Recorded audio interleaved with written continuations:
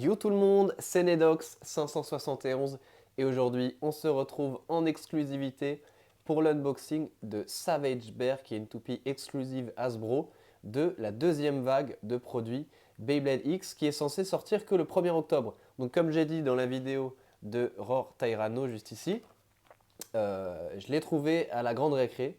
Parce que moi je vais toujours chez King Jouet, mais en guettant le site et tout, il n'y a rien qui venait. J'avais déjà trouvé un double pack, deux double packs même sur Amazon. Mais voilà, et je me suis dit, bon, bah, je vais tenter ma chance parce que j'ai vu sur Reddit que des toupies de la deuxième vague étaient en Allemagne. Donc comme on est à Strasbourg ici, pas loin de l'Allemagne, je me suis dit, bon, bah, c'est peut-être venu jusque chez nous. Et j'ai bien fait parce qu'il y avait tous les boosters de la deuxième vague, donc aussi Sight Incendio qu'on va unboxer très rapidement. Voilà, donc aujourd'hui Savage Bear qui est basé sur Rhino Horn, on va le comparer juste après. Le combo c'est 360S, donc juste ici. C'est une toupie de type défense qui apparemment, honnêtement, est pas terrible. Parce qu'elle est très très légère, elle fait partie d'une des plus légères de la génération. Mais honnêtement, c'est juste que je suis un pigeon et que pour la collection, j'ai envie de toutes les avoir quasiment. On voit ici le petit QR code pour l'appli si jamais. Le ratchet 360, il me semble, ouais, qui est un très bon ratchet. Hein, ça pour le coup, c'est peut-être la meilleure partie de cette toupie. La pointe Spike, qui est pas terrible honnêtement. Et surtout, nous, on est là pour Savage Bear, qui est pas trop moche, qui est pas incroyable non plus, mais qui est pas trop moche.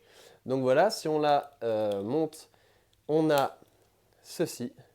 Voilà, Savage Bear. Le design ici est assez stylé en vrai. Donc très très cool. Et bah écoutez, je vous propose qu'on la pèse et qu'on la compare à Rhino Horn et Knife Shinobi. Voilà, comme d'habitude, la balance de mamie. Déjà, ce qu'on peut faire, c'est comparer un petit peu les designs des trois toupies juste ici qui sont basés donc sur Rhino Horn. Voilà, on voit que le design est quand même assez ressemblant avec Knife Shinobi, qui est la seule à avoir une autre combinaison de parties. On voit que ici, c'est la même chose, en 360 et Spike. Donc voilà, c'est une toupie exclusive Hasbro, mais qui réutilise le moule de Rhino Horn. Donc, je vous propose de peser tout ça. Rhino Horn, elle était déjà connue pour être assez légère, donc pas forcément très très forte pour une toupie de défense. 32 grammes, c'est pas terrible quand on voit que Roar Tairano, il était à 35 et Phoenix Wing est à 38 ou 37. Et Savage Bear, eh ben, elle est à 30. Donc 30, c'est vraiment... Ah, 31 quand même. Mais c'est quand même très très léger.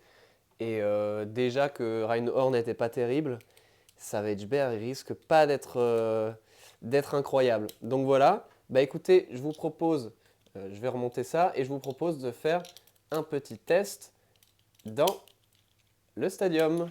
Avant ça, j'ajoute juste que je n'ai pas pesé Knife Shinobi quand même, je ne suis pas professionnel. Knife Shinobi, il est à 30, donc il est même encore plus léger. Donc ça va, Savage Bear, il a 1 gramme de plus, bon c'est pas ça qui va faire une différence de ouf. Mais voilà, donc c'est Knife Shinobi la plus légère des trois.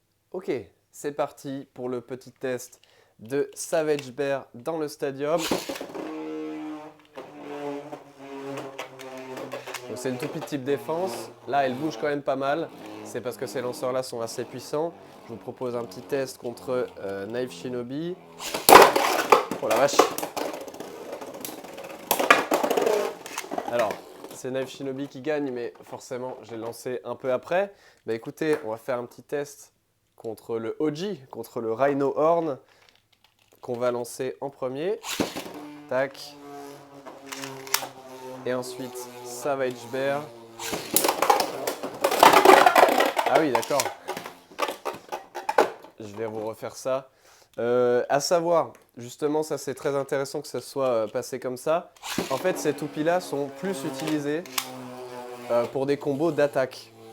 Parce que la forme de leur blade est un peu irrégulière et elles ont pas mal de recul.